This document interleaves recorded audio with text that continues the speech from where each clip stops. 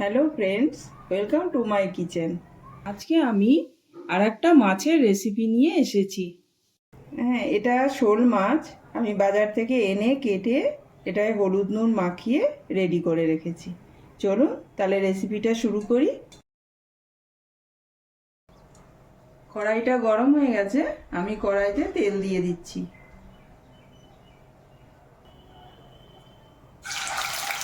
তেলটা গরম হয়ে গেছে, এখন আমি একে একে সব মাছগুলোকে ভেজে নেব।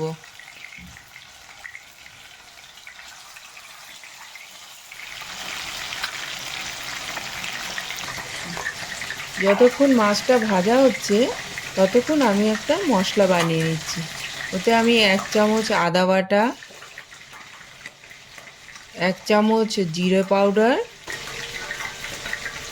1 চামচ লঙ্কার গুঁড়ো আর 1 চামচ হলুদের গুঁড়ো দিয়ে একটু জল দিয়ে মশলাটা ভালো করে মিক্সড করে নিয়ে রেখে দেবো।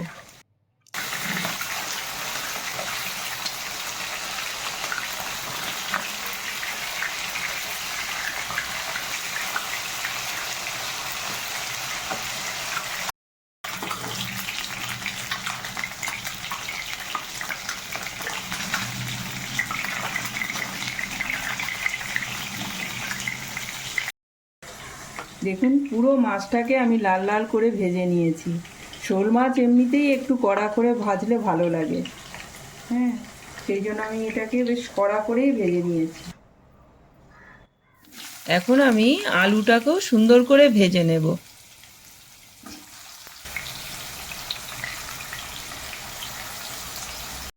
একটু নুন দিয়ে দেব, একটু হলুদও দিয়ে দেব।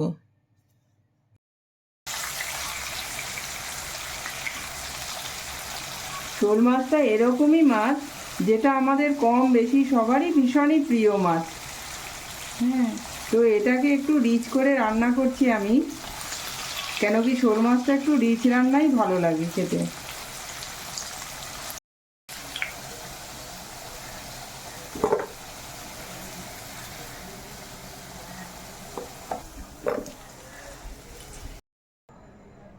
দেখুন, আলুটাকেও আমি লাল লাল করে ভেজে নিয়েছি।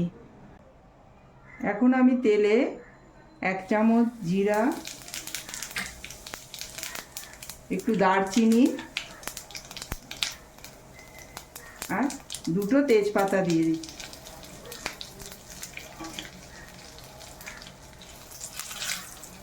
ব্যাস, পেঁয়াজ এই জিরেটা একটু লাল হয়েছে, এখন আমি একটা বড় পেঁয়াজকে কুচিয়ে নিয়েছি এরকম করে, পেঁয়াজটা দিয়ে দিচ্ছি।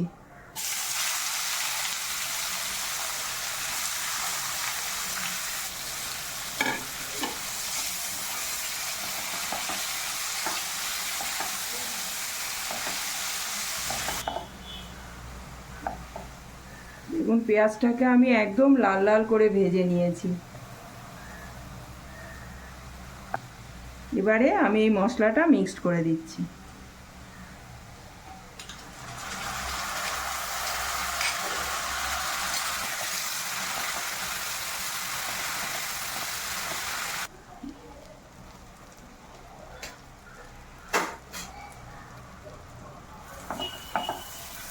আমি আগেও পেঁয়াজটা ভাজার সময় একটু নুন দিয়েছিলাম, তো নুনটা বুঝে দেবেন আপনারা।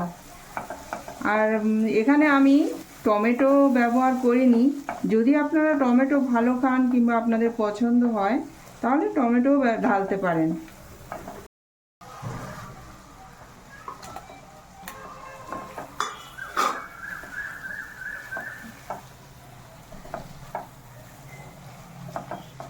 ব্যাস, মশলাটা আমার খুব সুন্দর করে কষানো হয়ে গেছে।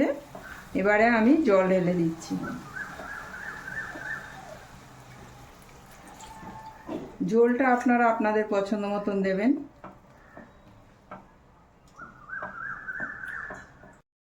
আমি এটাকে একটু ঢাকনা লাগিয়ে দিচ্ছি, ফুটে উঠলে মাছটা দিয়ে দেব।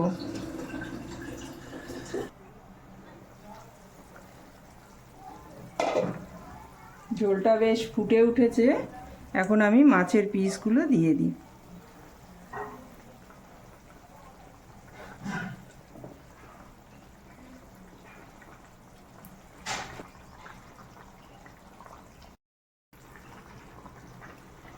এখন আমি মাছটাকে ঢাকা দিয়ে মিডিয়াম ফ্লেমে প্রায় 10 মিনিট মতন মাছটাকে ফুটতে দেব। কেন কি শোল মাছ যত ফুটবে ওর টেস্টটা ততই ডেভেলপ হবে।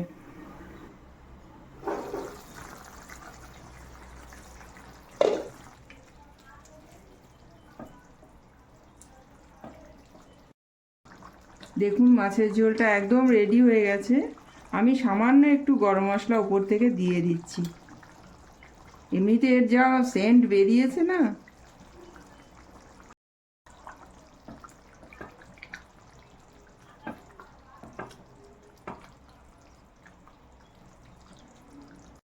এখন আমি আর একবার একটু ঢাকা দিয়ে দিচ্ছি, ওই মিনিট খানেকের মতন।